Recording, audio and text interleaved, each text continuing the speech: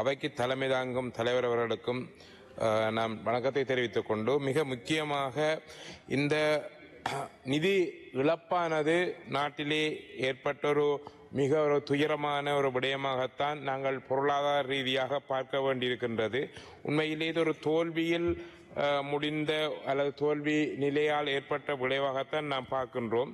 உண்மையிலே திரைசேரியில் இருந்து இந்த நிதி இழப்பானது ஆரம்பத்தில் கூறப்பட்டது போன்று ஒரு சைபர் தாக்குதலாக கொல்லப்பட்டதா அல்லது அதற்கு அப்பால் ஹோப் குழுவின் அறிக்கையின்படி இது ஒரு நிறுவனத்தின் உள்நாட்டு அலட்சியம் அல்லது காலாவதியான கட்டமைப்பின் ஊடாக நடத்தப்பட்டதா என்பது இன்று விவாதத்துக்குள்ளாயிருக்கின்றது.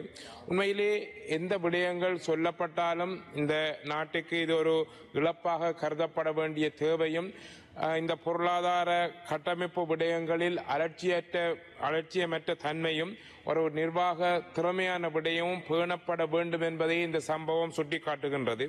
உண்மையிலே இந்த பணம் இலங்கை அரசின் வரிப்பணத்திலிருந்து பெறப்பட்ட பணம். உண்மையாக இந்த விடயம் மீள கண்டுபிடிக்கப்பட்டு பெறப்படாவிட்டால் இது ஒரு பாரிய இழப்பாகவே நாட்டுக்கு ஏற்படக்கூடிய சூழ்நிலை இருக்கின்றது.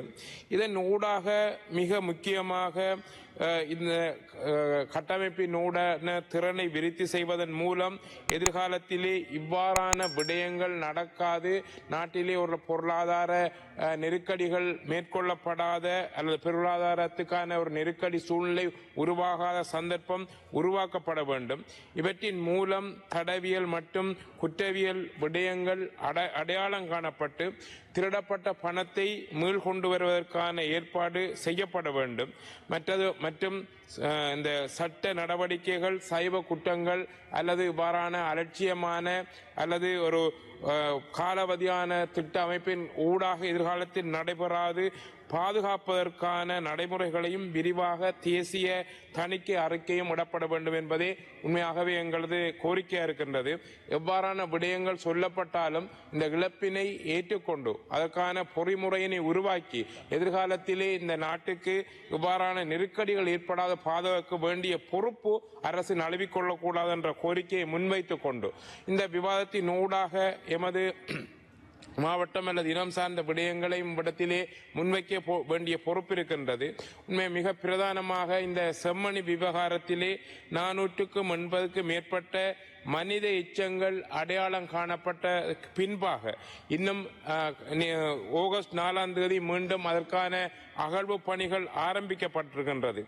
மேலும் இவற்றின் மூலம் கிடைக்கின்ற மனித எச்சங்கள் அதிகரிக்கின்ற பொழுது அவற்றின் ஊடாக அவற்றை பாதுகாக்கின்ற நடைமுறைகளும் DNA பரிசோதனை மாதிரியான தடயங்களை ஆதாரங்களாக கொள்கின்ற பொழுதும் அவற்றில் ஏற்படுகின்ற சிக்கல் தன்மை நெருக்கடி இவற்றின் ஊடாக இவை சட்ட முக்கியத்துவம் பெறுகின்றது.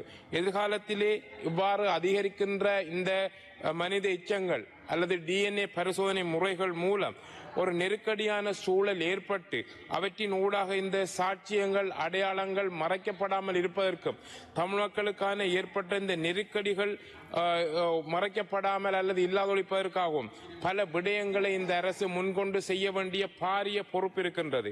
உண்மையாகவே நேரடி சர்வதேச பங்கு பெற்றுதலுடனும் கட்டுப்பாட்டின் கீழுடனும் மேற்கொள்ளப்பட வேண்டிய இந்த DNA பரிசோதனை மாதிரிகள் உண்மையாக DNA தரத்தில் சர்வதேச தரத்தில் பாதுகாக்கப்பட வேண்டிய தேவையும் அவற்றை செய்யப்பட வேண்டிய தேவையும் இருக்கின்றது.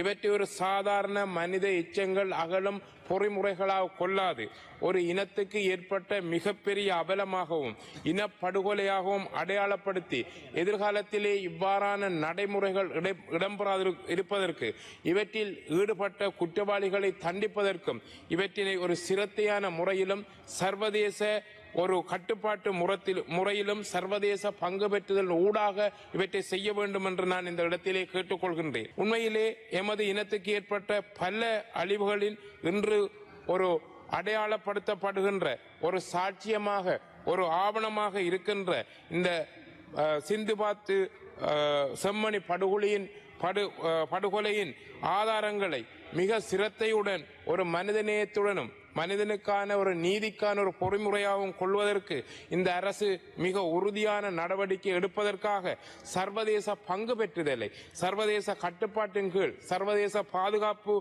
கீழ் செய்யப்பட வேண்டும் என்று கேட்டுக்கொள்கின்றேன். அதற்கு அப்பால் மிக முக்கியமாக எமது மாவட்டத்தில் இருக்கின்ற ஒரு பிரச்சனை பற்றியும் நான் இந்த இடத்திலே தெரிவிக்க வேண்டிய பொறுப்பு இருக்கின்றது.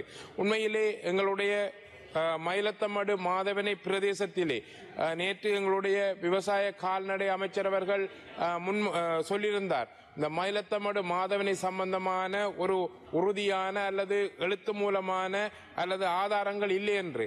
இது பல வருடங்களாக பல வழக்குகள் கொண்டு செல்லப்பட்டு எமது மாவட்டத்தின் பிரதேசத்திலே கால்நடைகளை மேய்க்க அல்லது கால்நடைகளை வளர்க்க முடியாத ஒரு அசாதாரண சூழ்நிலை இருக்கின்ற சந்தர்ப்பத்தில் அவற்றுக்கான இந்த விவசாய அமைச்சரின் பதில் ஏமாற்றத்தை அளிப்பதாகவே அமைகின்றது. உண்மையிலே உங்கள் அனைவருக்கும் தெரியும் இந்த விடயம் சம்பந்தமாக உங்களுக்கு 2 நிமிடங்கள் மாத்திரமே இருக்கு. மாவட்ட அபிவிருத்தி குழு கூட்டத்திலும் எங்களுடைய மேன்மதங்கிய ஜனாதிபதிகள் பங்கு கொண்ட கூட்டத்திலும் இது சம்பந்தமாக எடுத்துரைக்கப்பட்டு மிக விரைவாக இது சம்பந்தமாக தீர்மானங்கள் எடுக்கப்பட்டு அது மேய்ச்சல் தரையாக அறிவிக்கப்படும் என்று கூறப்பட்ட போதிலும் பாராளுமன்ற அவையிலே அமைச்சர் கூறியது அதற்கு ஒரு விரோதமான அல்லது முரணான நகையாவே இருக்கின்றது.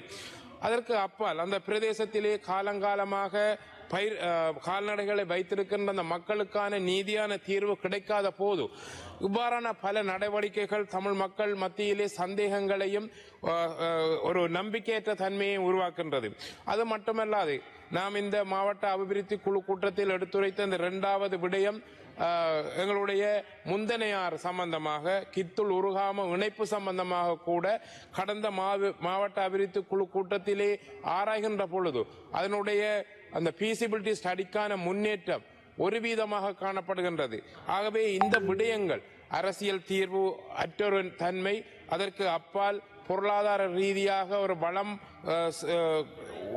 மேம்படுத்தக்கூடிய தன்மையற்ற சூழல் கால்நடைகளை வளர்ப்பதற்கு உகந்ததற்ற சூழல் இவ்வாறான விடயங்கள் எவ்வாறு தமிழ் மக்கள் மத்தியிலே நம்பிக்கையை இந்த அரசாங்கம் கட்டியெழுப்ப போகின்றது என்ற கேள்வி இருக்கின்றது. உண்மையிலே மாவட்டத்துக்கு மிக பெரும் ஆதாரமாக இருக்கின்ற இந்த கித்துள் ரூகம் முந்தனையாறு திட்டம் ஒரு கிடப்பில் போடப்பட்டதா அல்லது அது ஒரு மந்தகதியிலே அலட்சியத்துடன் நடைபெற்று கொண்டிருக்கின்றதா என்ற கேள்வி எழுகின்றது.